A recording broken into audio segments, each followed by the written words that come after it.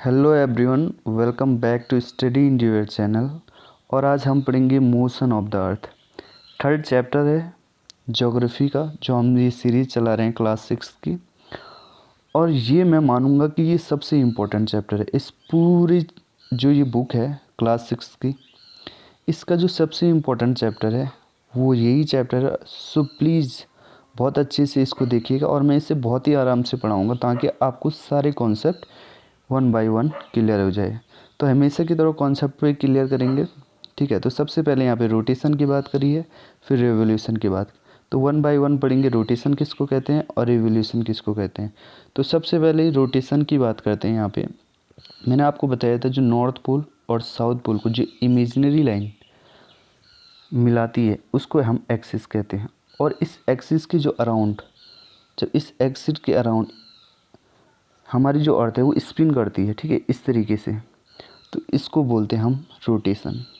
So I hope इस चीज़ को आप समझ पाए होंगे। तो यहाँ पे लिखा हुआ भी है rotation is the movement of earth on its axis, जो कि मैंने आपको बताया इट्स एक्सिस, ठीक है। इसके बाद रिवोल्यूशन की बात करेंगे। रिवोल्यूशन किसे कहते हैं? तो बहुत आसान है रिवोल्यूशन, ठीक है। इसके बाद मैं ये भी बताऊंगा कि रोटेशन से क्या चेंजेस है और रिवोल्यूशन में क्या चेंजेस है। तो रिवोल्यूशन की बात यहाँ पे करते हैं। ये सन है और सन के अराउंड एक फिक्स्ड पाथ में हमारी जो अर्थ है वो मूव करती है, ठीक है। तो ये जो सर्टेन पाथ है इसको ऑर्बिट कहते हैं, और जो ये ऑर्बिट है वो इलिप्टिकल है, ठीक है। ये इलिप्टिकल पाथ है, ये आपको याद रखना। तो जब मूव कर रही है इस इलिप्टिकल पाथ में, तो इस मूव में जो ये मोशन हो रहा है सन के अराउंड, इसी को हम रिवोल्यूशन कहते हैं। सो आई होप इस चीज़ को आप अब समझ पाए होंगे, ठीक है। तो रोटेशन पढ़ लिया, रेवोल्यूशन पढ़ते, अब ऑर्बिटल प्लेन की बात करते हैं। यहाँ पे लिखा हुआ है कि the axis of the earth which is imaginary line makes an angle 66.5 degree with orbital plane. तो ये क्या चीज़ है मैं आपको यहाँ पे इस फिगर के माध्यम से अच्छे से बता पाऊँगा, ठीक है। तो ये ऑर्बिटल प्लेन है अर्थ का, जो कि यहाँ पे लिखा हुआ भी है, ठीक है। और ये एक्सिस है अर्थ की, जो नॉर्थ और साउथ पोल को मिला रही है, ठीक है। And this is an axis makes an angle of 66.5 degree with the plane of earth orbit. तो आपको ये याद रखना है, ठीक है। तो इस तरीके से यहाँ पे मैंने आपको समझाया, ठीक है। इसके अलावा बहुत सारी चीज़ें दे रखे हैं यहाँ पे जो कि इम्पोर्टेंट नहीं है। स्फेरिकल शेप होने की, देखिए अर्थ का जो स्फेरिकल शेप है ना, स्फेरिकल शेप होने के कारण क्या होता है कि अर्थ एक टाइम पे लाइट लेती है, ठीक है। तो इसको डे बोलते हैं, और जहाँ लाइट नहीं पड़ती ये हो गया नाइट, ठीक है। इस तरीके से फिर अर्थ क्या करेगी, रोटेट करेगी, और ये वाला पोर्शन लाइट की ओर आ जाएगा तो इसे डे कहेंगे, और जो ये पीछे चले जाएगा इसे नाइट करेंगे। तो इस तरीके से जो स्फेरिकल है हमारे अर्थ का शेप, और वो जब रोटेशन करता है तो इस तरीके से डे एंड नाइट होती है, ठीक है। यहाँ पर लिखा हुआ है, मैं आपको एक बार फिर से पढ़ के बता देता हूँ। The plane form by orbit is known as orbital plane, जो कि हम पढ़ चुके हैं। The earth receive light from the sun due to spherical shape of earth. Spherical shape होने के कारण only half of it get light from sun at a time. मतलब एक समय में सिर्फ हाफ पोर्शन क्या कर पाता है, लाइट को ले पाता है, और दूसरा पोर्शन नहीं ले पाता है, ठीक है। तो इस तरीके से मैंने आपको समझाया। अब ये सर्कल ऑफ इल्यूमिनेशन क्या है यहाँ पे, ये आपको समझना है। सर्कल ऑफ इल्यूमिनेशन, देखिए यहाँ पे देख आपको ये और ये डार्क दिख रहा है, ये लाइट दिख रहा है। तो जो ये पोर्शन है जहाँ पे सन की रेज पड़ रही, इसे हम डे कहेंगे, और जो ये पोर्शन है इसे हम नाइट कहेंगे। और ये जो लाइन है इमेजिनरी लाइन जो इन दोनों को डिफ्रेंशिएट कर रही है, तो इसको ही हम कहेंगे सर्कल ऑफ इल्यूमिनेशन। तो इतना आप समझ पाए होंगे, ठीक है। इसके अलावा देखिए the earth takes about 24 hour to complete one rotation around its axis and the period of rotation known as earth day. अब इसका क्या मतलब है? देखिए जो हमारी अर्थ है ना 24 आवर्स लेती है अपनी एक्सिस में रोटेट होने के लिए, और जितना ये टाइम लेती है इस टाइम को कहते हैं अर्थ डे, ठीक है। Earth day simple, earth day means one day, simple बात है, 24 आवर, ठीक है। 24 आवर की बात कर रहे हैं यहाँ पे। चलिए आगे बढ़ते हैं। इसके बाद हमने अभी ये सारी चीज़ें रोटेशन की वजह से होती हैं, डे एंड नाइट। अब आप ये समझ गए होंगे कि रोटेशन का क्या इम्पोर्टेंट है। जब एक्सिस पे अपनी रोटेट कर रही है तो हम देख पा रहे हैं कि हमें डे एंड नाइट मिल पा रहा है, ठीक है। अब उसी तरीके से रेवोल्यूशन की बात करेंगे कि रेवोल्यूशन क्या है, ठीक है। अब थोड़ा सा यहाँ पे एक चीज़ लिखी हुई है कि अगर what happen the earth did not rotate, अगर रोटेट नहीं होती तो क्या होता। देखिए सिंपल सी बात है, जो अर्थ इस तरीके से north and south pole axis पे है, ठीक है, और ये सन है, यहाँ से सन अगर इस तरीके से लाइट दे रहा है तो अगर ये रोटेट नहीं करती तो सिर्फ ये वाला जो पोर्शन है क्या हो पाता, लाइट मिल पाती। तो ये हमेशा नाइट में रहता, सॉरी ये हमेशा डे होता और ये हमेशा नाइट होता। अब ये हमेशा नाइट होता तो यहाँ हमेशा क्या होती, ठंड हो जाती, कोल्ड हो जाता, और इतना ज़्यादा कोल्ड हो जाता कि ये फ्रीज हो जाता। और यहाँ इतनी ज़्यादा लाइट पड़ती, जब कंटिन्यूस लाइट पड़ती तो यहाँ बहुत ज़्यादा हॉट हो जाता, जो कि एक एक्सट्रीम कंडीशन हो जाएगी, ठीक है। और जब एक्सट्रीम कंडीशन में हम क्या नहीं कर पाएंगे, सर्वाइव नहीं कर पाएंगे, ठीक है। तो वेरी इंपॉर्टेंट है कि अर्थ अपने एक्सिस पे रोटेट करती है, डेट्स वाई हमें डे एंड नाइट का क्या होता है, आभास होता है, ठीक है। नाउ हम पढ़ेंगे रेवोल्यूशन। रेवोल्यूशन को भी बहुत अच्छे से पढ़ेंगे और यहीं पे पूरा चैप्टर भी ख़त्म हो जाएगा इस पूरे डायग्राम में, ठीक है। सो रेवोल्यूशन की बात करेंगे। The second motion of the earth around sun is revolution, जो कि मैं आपको पढ़ा चुका हूँ, ठीक है।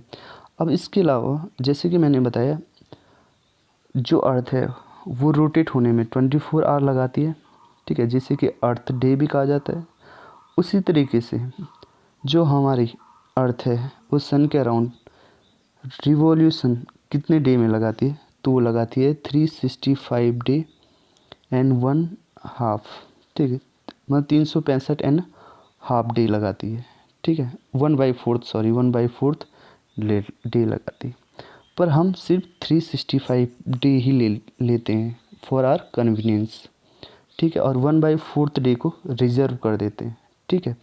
और इस तरीके से इस 1/4 डे को 4 सालों तक रिजर्व करके रखते हैं। और जब ये 4 सालों तक और फिर 4 सालों तक इसको जोड़ा जाता है तो ये फिर पूरा 1 डे बन जाता है। इसलिए हर 4 साल में 1 डे क्या हो जाता है, इंक्रीज हो जाता है, जिसे कि हम लीप ईयर कहते हैं। तो आप इस चीज़ को समझ पाए होंगे कि लीप ईयर किस तरीके से होता है, ठीक है। तो कह सकते हैं कि जो ये अर्थ है सन के अराउंड 365 डे एंड 1/4 डे लगाती है रिवोल्यूशन करने में, ठीक है, जिससे कि हम सिर्फ 365 लेते हैं, 1/4 को रिजर्व कर देते हैं और 4 साल तक उसको ऐड करते रहते हैं, जिससे कि 1 डे एक्स्ट्रा मिल जाता है, जिसे कि हम लीप ईयर में जोड़ देते हैं। और लीप ईयर वो ईयर होता है जिसमें फरवरी 29 की होती है। तो आप सभी को ये चीज़ याद रखनी है और आपको याद होगा भी, ठीक है।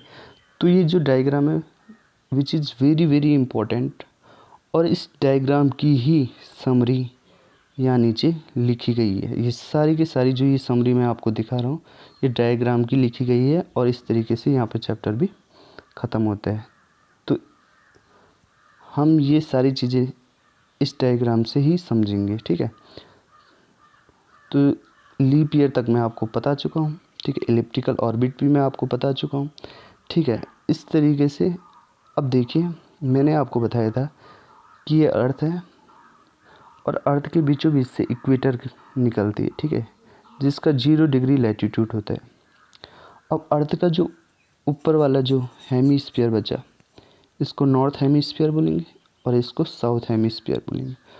और क्योंकि इंडिया नॉर्थ हेमीस्फीयर में आता है, इसलिए हम जो विंटर है, समर है, स्प्रिंग है, ऑटम है, वो नॉर्थ हेमीस्फीयर की रिस्पेक्ट में ही पढ़ते हैं। तो आपको ये चीज़ समझ में आ चुकी होगी अच्छे से, ठीक है दोस्तों।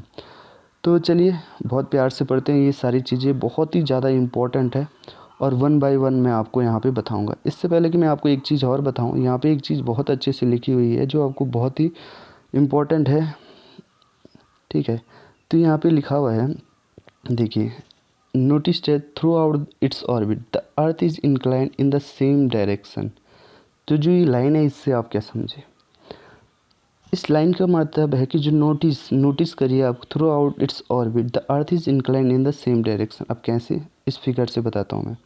देखिए, अर्थ जो इंक्लाइंड है वो अपनी एक्सिस पे 23.5 डिग्री है, अपनी एक्सिस पे इंक्लाइंड है। ये चीज़ मैंने आपको बताई नहीं थी, फिर से आपको एक बार इस डायग्राम के हिसाब से मैं आपको बता देता हूँ, ठीक है। ये देखिए, ये एक्सिस है, और जो ये अर्थ की जो एक्सिस है, सॉरी, जो ये अर्थ की जो एक्सिस है, ये ये जो अर्थ की एक्सिस है, ये 23.5 डिग्री पे क्या है, टिल्ट है। ये आपको याद रखना है हमेशा, ठीक है। अर्थ अपनी एक्सिस पे कितना झुकी हुई है, तो आप बोलेंगे 23.5 डिग्री, ठीक है। चलिए आगे बढ़ते हैं, ठीक है। तो इस तरीके से यहाँ पे ये डायग्राम है आपका, ठीक है। तो मैंने क्या बोला था, ये अपने ऑर्बिट में इंक्लाइंड होती है इन द सेम डायरेक्शन। तो यहाँ पे देखिए, ये इंक्लाइंड इसी तरीके से, हर टाइम ये इंक्लाइंड इसी तरीके से है, ठीक है। 23.5 डिग्री इंक्लाइंड है। ऐसा नहीं कि अगर ऑर्बिट अर्थ यहाँ पे है तो ये इस तरीके से, इसकी एक्सिस इस तरीके से हो जाएगी। यह जब ये है तो इसकी एक्सिस ऐसी, जब ये है तो इसकी एक्सिस ऐसी। तो आप यहाँ पे देख सकते हैं डायग्राम में भी कि ये इंक्लाइंड सिर्फ इस तरीके से है, ठीक है। तो इस तरीके से इसका मतलब ये था, ठीक है। तो जो ये यहाँ पे लाइन लिखी थी, the notice that through out its orbit the earth inclined in the same direction, ठीक है। चलिए आगे बढ़ते हैं। इसके अलावा ये समर सॉलिसिट क्या है, 21 जून का क्या कॉन्सेप्ट है, जिस विंटर सॉलिसिट क्या होता है, ये सारी की सारी चीज़ें मैं आपको यहाँ पे बता देता हूँ, ठीक है। देखिए, ये अर्थ है, ठीक है। अर्थ इस तरीके से इंक्लाइंड है और ये टाइम चल रहा है 21 जून का, ठीक है। और 21 जून में क्या होता है, समर सॉलिसिट होता है, ओके। 24 जून में क्या होता है, 21 जून में क्या होता है, समर सॉलिसिट होता है। सबसे पहले आपको सॉलिसिट्स का मतलब समझा लेता हूँ, ठीक है। सॉलिसिट्स का क्या मतलब है, इसका मतलब ये है कि जब सन की जो रेज है वो परपेंडिकुलरली किसी भी लैटिट्यूड पे जब पड़ती है ना, तो सॉलिसिट हो जाते हैं उस पर्टिकुलर लैटिट्यूड का, ठीक है। अब इसे समर सॉलिसिट क्यों बोला गया है, देखिए, ये अर्थ है, ठीक है। ये इस तरीके से अपनी एक्सिस पे 23.5 डिग्री झुकी हुई है, और सपोज ये इक्वेटर है, तो ये नॉर्थ हेमिस्फीयर हो गया, और ये ट्रॉपिक ऑफ कैंसर है, ये ट्रॉपिक ऑफ कैप्रिकॉर्न है। जब इस ट्रॉपिक ऑफ कैंसर का जो ये लैटिट्यूड है, इस पे परपेंडिकुलरली जब सन की रे पड़ती है तो इसको समर सॉलिसिट कहा जाता है, ठीक है। और जब ट्रॉपिक ऑफ कैप्रिकॉर्न में है, जब सन की रे परपेंडिकुलरली पड़ती है तो इसे विंटर सॉलिसिट कहा जाता है। अब आपको ये चीज़ ध्यान रखनी है कि अगर ये सन की जो रे है परपेंडिकुलरली ट्रॉपिक ऑफ कैप्रिकॉर्न पे पड़ रही है, पर हम इसको विंटर क्यों कह रहे हैं, जबकि यहाँ लाइट तो ज़्यादा पड़ रही है। अभी मैंने आपको बताया कि हम जो ये सारी चीज़ें देखते हैं नॉर्दर्न हेमिस्फीयर के रिस्पेक्ट में देखते हैं, क्योंकि हाँ, इंडिया भी नॉर्दर्न हेमिस्फीयर में है। इसलिए जब भी ट्रॉपिक ऑफ कैप्रिकॉर्न पे परपेंडिकुलरली सन की रे पड़ेगी तो दो यहाँ समर होगा, पर ऊपर नॉर्दर्न हेमिस्फीयर में विंटर होगा। डेट्स वाई हम इसको विंटर सॉलिसिट कह रहे हैं। और जब ऊपर ट्रॉपिक ऑफ कैप्रिकॉर्न कैंसर पे परपेंडिकुलर रे पड़ रही है सन की, तो हम उसे समर सॉलिसिट कह रहे हैं। तो आई होप इस चीज़ को आप बहुत अच्छे से अंडरस्टैंड कर पाएँ, और ये बहुत ही इम्पोर्टेंट है जब आप इस चीज़ को देखें। तो अब आपको ये डायग्राम समझने में बहुत आसानी हो जाएगी।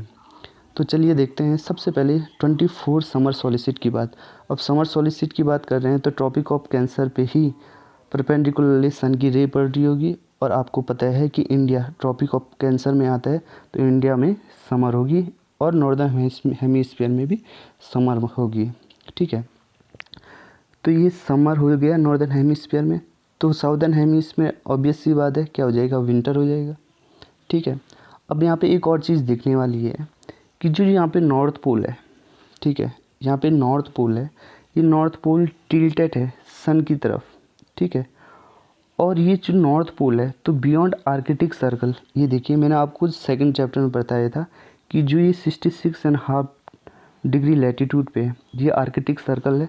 और आप देख रहे होंगे कि जो आर्कटिक सर्कल है वो थ्रू आउट द समर सन की ओर टिल्टेड है। That's why 6 month Arctic circle में क्या होगा, लाइट होगी।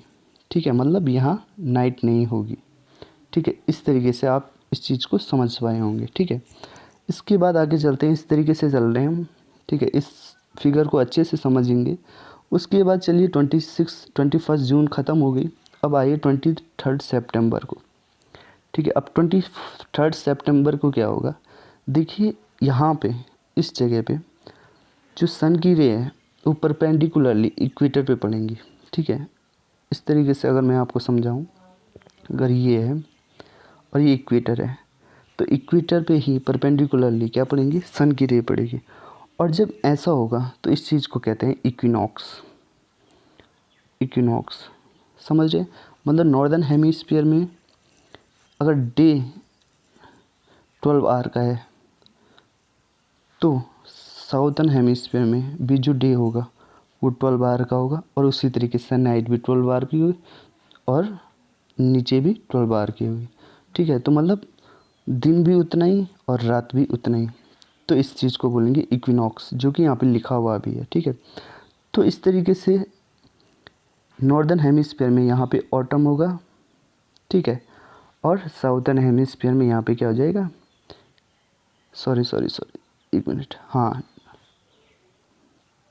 नॉर्दर्न हेमिस्फीयर में ऑटम होगा और साउथर्न हेमिस्फीयर में स्प्रिंग होगा। ठीक है, तो आगे चलते हैं। अब यहाँ पे 22 दिसंबर आ गया।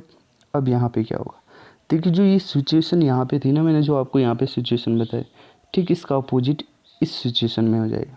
तो मैं आपको विंटर सॉलिस्टिस के बारे में बता चुका हूँ।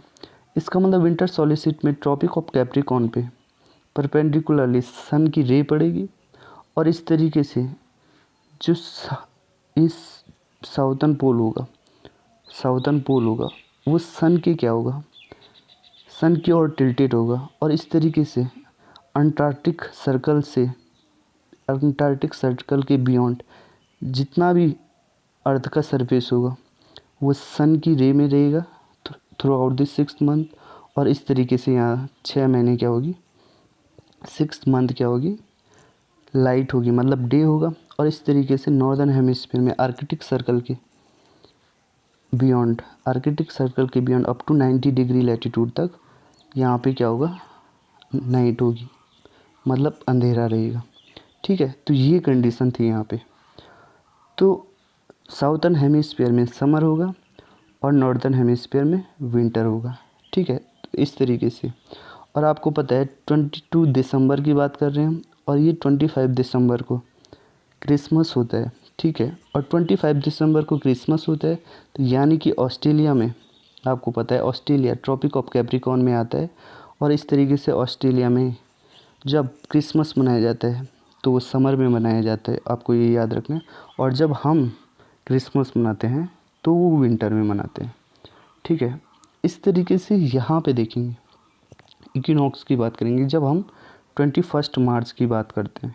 ठीक है, अब 21 मार्च की बात करेंगे तो 21 मार्च ये देखिए साउदर्न हेमिस्फीयर है और ये नॉर्दर्न हेमिस्फीयर है, ये भी इक्विनॉक्स का टाइम है। अब इक्विनॉक्स मैंने क्या बोला था आपको, इक्विनॉक्स वो टाइम है जब सन की रे परपेंडिकुलरली इक्वेटर पे पड़ रही है। ठीक है, इट्स मीन डे भी इक्वल होगा और नाइट भी इक्वल होगा दोनों हेमिस्फीयर में, चाहे वो नॉर्दर्न हेमिस्फीयर की बात करें साउदर्न हेमिस्फीयर की बात करें। बट नॉर्दर्न हेमिस्फीयर में इस टाइम स्प्रिंग होगा जिसे कि वसंत ऋतु कहा जाता है, और साउदर्न हेमिस्फीयर में ऑटम होगा जिसे कि पतझड़ कहा जाता है। ठीक है, तो इस तरीके से अब आप क्या समझे इस चीज़ का, जब भी इक्विनॉक्स के टाइम पे नॉर्दर्न हेमिस्फीयर में स्प्रिंग होगा तो साउदर्न हेमिस्फीयर में ऑटम होगा, और जब नॉर्दर्न हेमिस्फीयर में ऑटम होगा तो साउदर्न हेमिस्फीयर में स्प्रिंग होगा। तो इस तरीके से मैंने इस टाइम डायग्राम के हिसाब से आपको ये सारी चीज़ें बता दी जो कि यहाँ नीचे लिखी गई हैं। ठीक है, देखिए समर सॉलिसिट के बारे में बता चुका हूँ। ठीक है, तो इस तरीके से आपको ये आगाज़ हो चुका होगा। 21 जून की बात करेंगे और यहाँ पे देखिए मैं आपको फिर यहाँ से बता देता हूँ जहाँ कि आपको अच्छे से अंडरस्टैंडिंग हो जाए। तो यहाँ पे 21 मार्च, ठीक है, 21 मार्च और 23 मार्च ये एक ऐसा टाइम है जब इक्विनॉक्स का टाइम है। ठीक है, इक्विनॉक्स का टाइम है, मतलब जो सन की जो रेज है ना वो डायरेक्टली परपेंडिकुलर पड़ेंगी कहाँ पे, इक्वेटर पे। कहाँ पे, इक्वेटर पे। और इस तरीके से, ठीक है। और 21 जून आपको पता है, आप कहते हैं कि सबसे बड़ा दिन होता है और 22 दिसंबर सबसे छोटा दिन होता है। बट आपको ये याद रखना है कि हम नॉर्दर्न हेमिस्फीयर में, इसलिए हम नॉर्दर्न हेमिस्फीयर की रिस्पेक्ट में कह रहे हैं। ओके, तो ये आपको याद रखना है ये सारी चीज़ें। इसलिए ये चैप्टर है ना दोस्तों, बहुत ही इम्पोर्टेंट चैप्टर है। अगर आपको इस चीज़ की अंडरस्टैंडिंग बहुत अच्छे से है ना, तो आप समझ लीजिए कि जो अर्थ से रिलेटेड जितनी भी चीज़ें हैं ना, ये मैंने आपको यहाँ पे कवर करा दी है। तो आई होप आपको ये लेक्चर पसंद आया। अगर आपको लेक्चर पसंद आता है तो दोस्तों प्लीज़ शेयर करिए इस चीज़ को और सब्सक्राइब ज़रूर कर दीजिए। ये दोनों चीज़ें ना हमारी टीम को मोटिवेट करती हैं, और जब मोटिवेशन मिलता है ना तो हार्ड वर्क हम और ज़्यादा करेंगे आपके लिए, और इसी तरीके से आपके लिए लेक्चर लेके आएंगे। So stay home and stay safe क्योंकि कोरोना वायरस चल रहा है। So thank you for today. आगे मिलेंगे फिर अगले लेक्चर में।